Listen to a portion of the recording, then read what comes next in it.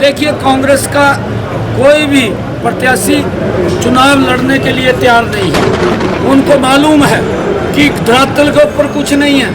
इनके समय के अंदर इस प्रकार से तराजू में तोल करके नौकरी दी जाती थी कि जिसकी टैची में ज़्यादा वजन है, और वो लोग भूले नहीं हैं। मैं चाहता हूँ, हुड्डा साहब ने भाईचारे को खराब करने का काम किया है।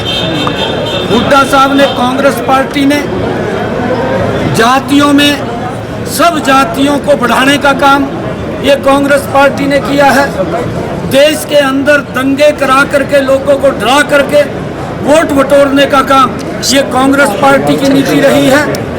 कांग्रेस की नीति धारा 370 जो नरेंद्र मोदी जी ने समाप्त की है, उसके नाम के ऊपर लोगों को डरा करके वोट लेने का काम करते रहे हैं।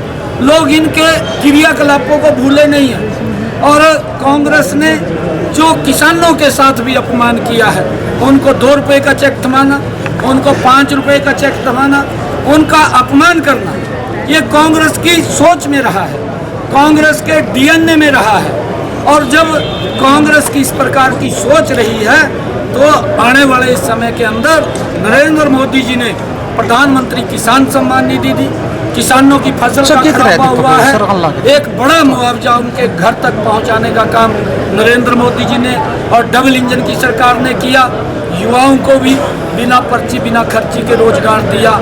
इनके समय के अंदर इस प्रकार से तराजू में तोल करके नौकरी दी जाती थी कि जिसकी टैची में ज़्यादा वजन है, और वो लोग भूले नहीं हैं, लोग सब जानते हैं। लेकिन और उसका जवाब 25 मई को हरियाणा प्रदेश के लोग। सीएम साहब, सूरत के बाद इंदौर में जिस तरह से उनके कांग्रेस के आपने तोड़े हैं, तो क्या कहेंगे?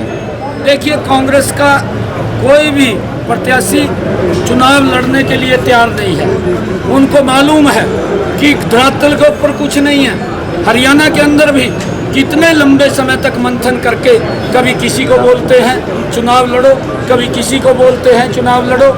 और पिछली बार तो दोनों ही यहाँ से बापू बेटा लड़े थे, अब वो भी डर गए हैं। अब कोई समाज के अंदर कहीं ना कहीं खड़ा रहना था, बेटे को आगे कर दिया। बेटा भी सोच रहा था कि डॉक्टर अरविंद शर्मा के सामने मैं टिक नहीं पाऊंगा, और जब 4 जून को रिजल्ट आएगा, फिर ये 10 की 10 लोकसभा दुष्यंत चौटाला पे